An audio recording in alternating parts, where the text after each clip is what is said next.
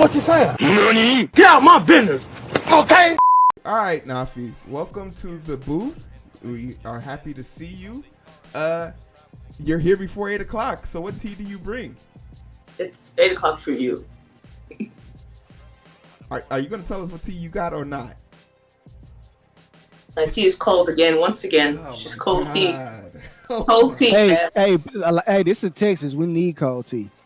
Cold tea, man. You know, there's a lot of people out there who don't have tea, such as, you know, New Orleans going through Hurricane Ida. Hey. I would like for us to be on time and not waste those people's time, you know? They just want cold tea. They ain't got nowhere to heat it up anyway.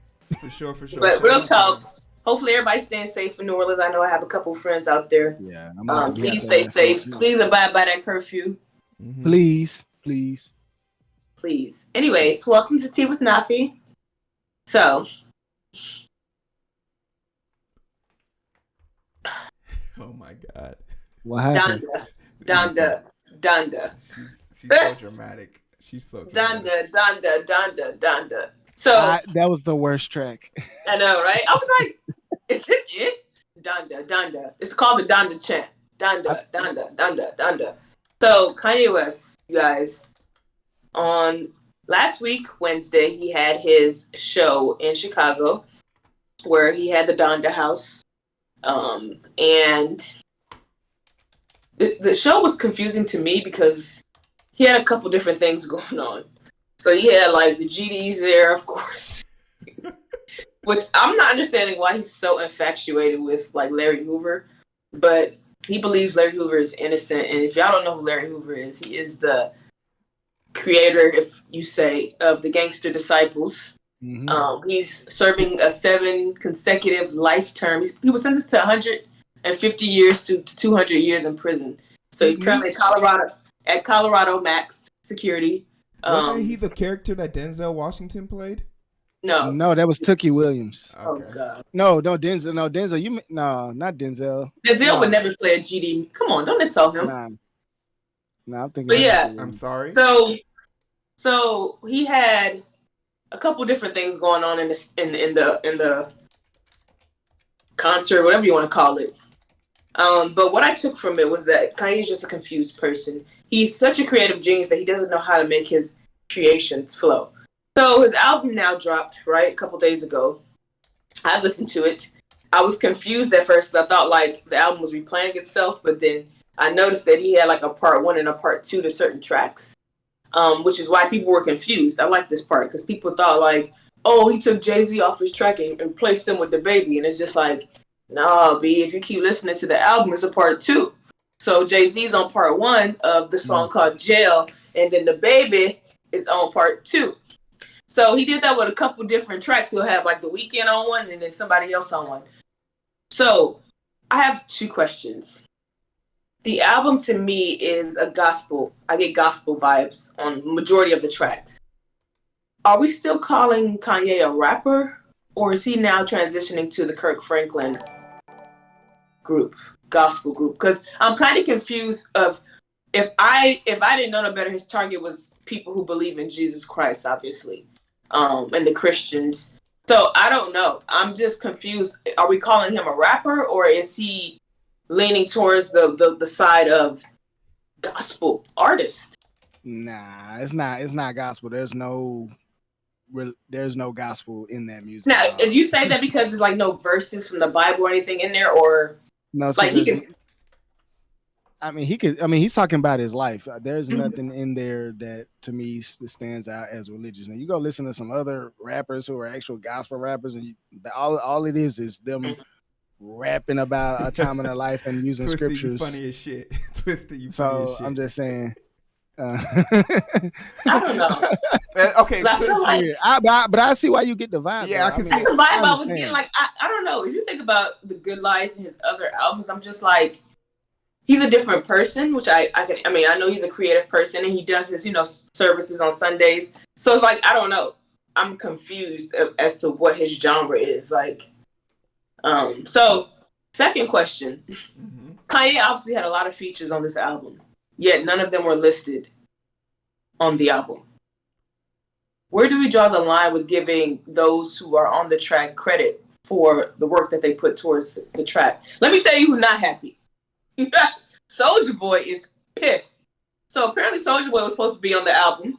Chris Brown was supposed to be on the album. Both of them were dropped. And they did not know until the album dropped. Ooh.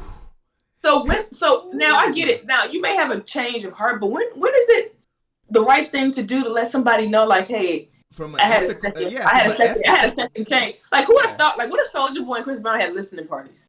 Yeah. Imagine him just the album dropped. And let's not forget that they dropped his album like 3 days early, right? He's supposed to release it on September 3rd. But apparently his label released it without him consenting to this, which I'm not mad at because we've been waiting for a long time. It's August 6th to be exact. It's August 31st. Like, we've been waiting for a long time. So when do we give people who are on your track credit by listing their names? Because I have to listen to the song to figure out who is this on the feature. If you don't know, and there's some people I still don't know who it is on the features because their names aren't listed. Like, I'm confused, Kanye. Like, why are you not giving people credit for honestly, the vibe I got from it was like this was all the Jesus is King reject songs that all got compiled and sent out. It gave me that if you're reading this, it's too late kind of a vibe. Ooh. Not nearly as hard, but just the execution kind of will remind me of. But to Nafi's point, like this, the things that are happen when you don't even have logistic or planning, producers, like labels. Like these are things you could be sued over. Like if you had a feature that you weren't, like, say for example, a lot of features do the whole I will pay you a percentage of the song you make. Like that could be baked into their contract. So when things like this happen and you make a publicity stunt to boost your album sales, but the person who was supposed to be on the album doesn't get his cut because he was removed at the last minute, that's a conflict of interest. Like, I would have rather him say, like, hey, I want you to try this track. You know, a couple people are sampling it, and I'm going to choose the best option. Rather than tell these people, like, you on this track, and, like, they got the playback. Like, Soulja Boy literally was in the studio. He had a video with him and Kanye in the studio doing his verse on one of his songs, and they were, like, vibing together. Now, granted, I don't think Soulja Boy belonged on the album. For me, like that, I'm like, why would you even put him on the album? Chris Brown, savage. I'm okay with that, but Soulja Boy, I'm like, he has no place on your album, no place. So, but I don't know. I just felt like he could have did some common courtesy and said, hey, I ended up not going with your verse. Appreciate your time and effort, though. You feel me? Like, and I also feel like Kanye's a big enough artist to be an independent artist. Like, why are you still underneath a label? You are big enough to have your own. To be an independent artist like Chance the Rapper is. Yeah. Good, but he owns good music. No, but why were they saying that the record label released his Warner album Brothers? Yeah, Warner Brothers has. Because that's the parent company. So yeah, if they got tired of waiting on him, he was dragging his feet. They were well within their rights to do so. But the people who got featured got paid. They get paid up front. Yeah. So, I mean, you got Chris Brown, Soulja Boy, y'all got paid. Because if y'all didn't get paid, that's what y'all would be saying. Y'all just wanted y'all name on there. They were pretty much complaining, like, you know, I felt like my time was wasted. And, like, you got to check, bro. Your time wasn't wasted. Yeah. And then, like, Soulja Boy even called out Kanye West saying he want to fight him to get in the ring. Oh, my God. Get out of here, bro. Soulja Boy, you better hope you don't let the GDs in the door. But it's so hard to find through the daily grind. Been working overtime. And I'm sleep deprived, shorty on my line and we fuss and fight. Seems like every night, don't care who's wrong or right. I hope the end is sight, slow it down and we can catch the vibes.